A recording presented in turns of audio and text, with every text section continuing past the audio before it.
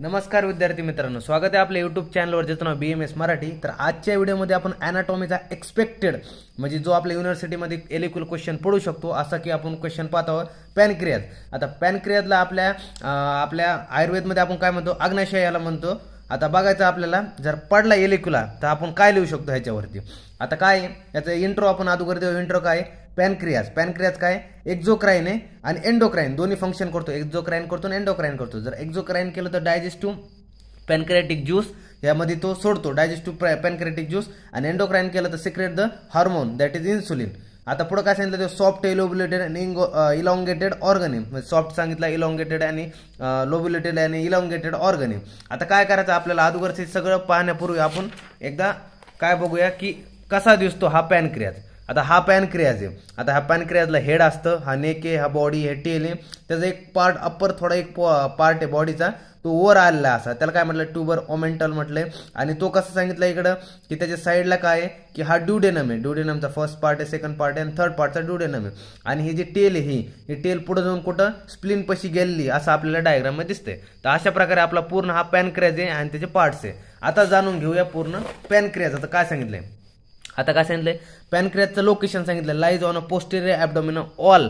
त्याचे काय सांगितलं ट्रान्सव्हर्सली, जे आपला ॲब्डोमिनलची वॉल आहे त्याच्या पोस्टेरियर साईडला कसं असतं लोकेशनला at the level of L1 आणि L2 वर्टिब्रा, जे मागचे वर्टिब्रा आपले L1 आणि L2 च्या लेवलला हा लोकेशनला असतो। तसं आता साईज शेप मध्ये काय सांगितलं, हा जे शेप आहे आणि रिट्रॉट शेप म्हणजे ऑब्लिकली, रिट्रॉट म्हणजे कसं खेळ्याच्या शेप सारखा आहे म्हणजे असा, आणि ऑब्लिकली असा तिरकस आहे म्हणजे असा तिरकस साईडने असं थोडं तिरकस आहे ऑब्लिकली। आता कसं सांगितलंय की लेंथ काय, लेंथ ब्रेथ आणि याची थिकनेस कशी, आता लेंथ 15 ते 20 सेंटीमीटर आहे, ब्रेथ कशी जाडी काय सांगितली याची की 2.5 to 3.8 सेंटीमीटर। लेंथ कशी सांगितली 15 ते 20 सेंटीमीटर, त्याची जाडी काय सांगितली ही ब्रेथ समजा 2.5 to 3.8 सेंटीमीटर।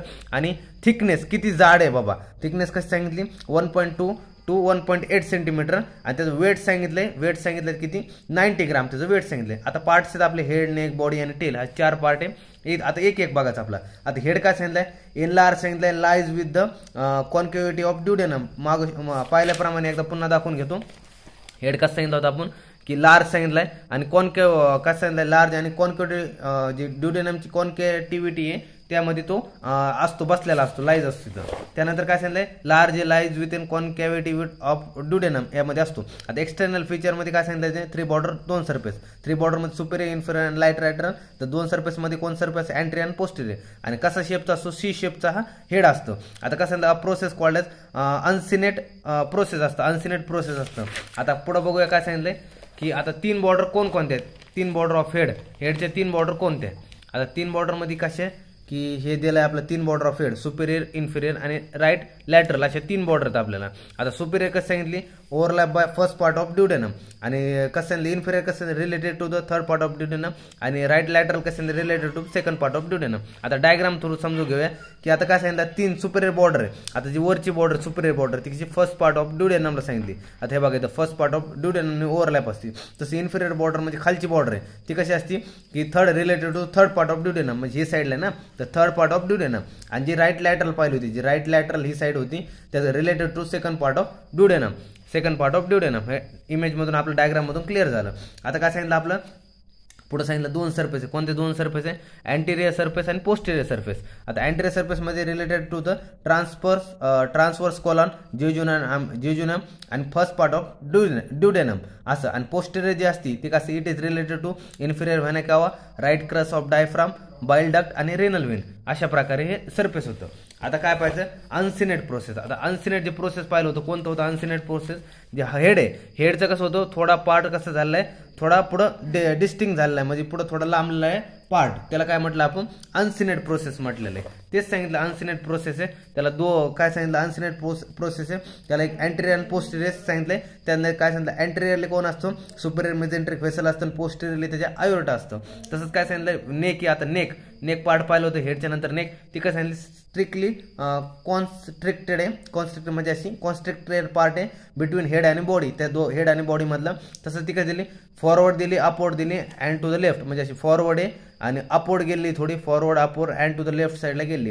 तिला 2 सरफेस सांगितले रिलेशन मध्ये, अँटेरियरला सांगितलं पेरिटोनियम आणि पायलोरस पीपी, आणि तसं पोस्टेरियर सांगितलंय सुपेरियर मेजेंट्रिक व्हेन आणि पोर्टल व्हेन, अशा प्रकारे। आता बॉडी पाहतो आपण.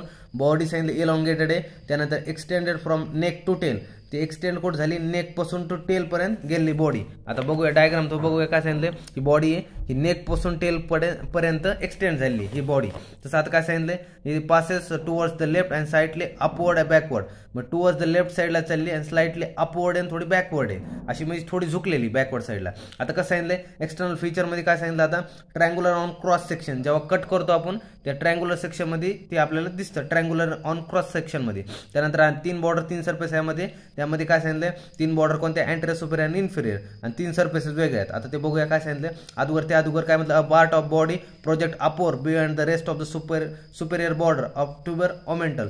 जो बॉडीचे कसे सांगितले, जे एक बॉर्डर आहे सुपेरियर बॉर्डर, त्या सुपेरियर बॉर्डरपेक्षा बी एक पार्ट थोडा वर गेलेला आहे, त्याला काय म्हटलं आपण, ट्युबर ओमेंटल म्हटलंय. ही बॉडी आहे, बॉडीच्या सुपेरियर बॉर्डरपेक्षा थोडा पार्ट वर गेला, त्याला ट्युबर ओमेंटल म्हटलंय. आता काय ते बघून घ्या पुढं. 3 बॉर्डर कोणकोणत्या, अँटेरियर सुपेरियर आणि इन्फिरियर, अशा 3 बॉर्डर आहेत. आता अँटेरियर काय सांगतात, provide attachment to root of transverse mesocolon. तसेच superior border related to colic trunk, inferior border it related to the superior mesenteric vessel, अशा प्रकारे. आता पाहिजे 3 सरफेस. आता 3 सरफेसमध्ये काय सांगितलं आपल्याला, अँटेरियर पोस्टेरियर आणि इन्फिरियर 3 सरफेस आहे. आता अँटेरियर सांगितले कॉनकेव्ह आणि कवर्ड बाय पेरिटोनियम, तशी posterior divide of peritoneum, inferior covered by peritoneum. आता इट इज रिलेटेड टू, आता काय सांगितले, लेफ्ट क्रस ऑफ डायफ्राम, त्यानंतर left kidney, left renal Gland. Inferior, आता इन्फिरियर मध्ये काय पाहतो आपण की इट इज रिलेटेड टू काय, ड्युडेनो जेजुनल फ्लेक्झर मध्ये, तसंच कोलिक कॉइल ऑफ जेजुनम आणि लेफ्ट कोलिक फ्लेक्झर त्यामध्ये. आता पाहायचं आपल्याला टेल ऑफ पॅनक्रियाज, यामध्ये काय सांगितलं, इट एंड ऑफ पॅनक्रियाज. आता इथं पॅनक्रियाजचा एंड होतो. यामध्ये काय सांगितलं, डक्ट्स ऑफ पॅनक्रियाज, आपल्याला काय सांगितलं 2 डक्ट दिलेत आपल्याला पॅनक्रियाजमध्ये, मेन पॅनक्रियाटिक डक्ट आणि ॲक्सेसरी पॅनक्रियाटिक डक्ट. आता मेन पॅनक्रियाटिक डक्टला काय म्हणलं, डक्ट ऑफ विरसंग, याला lies near the posterior surface of the पॅनक्रियाजला. तसंच ॲक्सेसरी डक्ट कसं आहे, याला म्हटलं डक्ट ऑफ सॅन्टोरिनी, ह्याला काय मध्ये begin in the lower part of the head of pancreas. इथं हे ॲक्सेसरी, हे बिगिनिंग कुठं होती की lower part of the head of the pancreas इथं. त्यानंतर कसं आहे, हेड आपण डायग्राम थोडं समजून घेऊया खाली, की हा पॅनक्रियाज आहे पूर्ण, ही मेन पॅनक्रियाटिक डक्ट, ही टेल ऑफ पॅनक्रियाज इथं, ही बाईल डक्ट ही अशी वरून आली. त्यानंतर ही आपली ही the uncinate process accessory pancreatic duct ही, आणि इथं सुरुवात होती मायनर ड्युडेनल पॅपिला, ही बाहेर जी आली मायनर ड्युडेनल पॅपिला. अशा प्रकारे आपलं पूर्ण हे होते पॅनक्रियाज. आता आपल्याला इथं पाहायचं आर्टेरियल सप्लाय. आता आर्टेरियल सप्लायमध्ये काय, splenic artery, super pancreatic duodenal artery, inferior pancreatic duodenal artery. तिसरा व्हेनस ड्रेनेज म्हणजे spleen vein, superior mesenteric vein, portal vein. त्यानंतर लिम्फॅटिक ड्रेनेजमध्ये पाहिजे सुपेरियर मेजेंट्रिक लिम्फ नोड, त्यानंतर कोलिक लिम्फ नोड आणि पॅनक्रियाटिक स्प्लेनिक लिम्फ नोड, अशा प्रकारे. आता नर्व सप्लायमध्ये पॅरासिम्पॅथिक दिलंय, व्हेगस नर्व, हे IMP पॅरासिम्पॅथिक म्हणलं की व्हेगस नर्व लिहून टाकायचं. काय आहे ते डायजेस्टिव्ह GIT साठी आपल्या.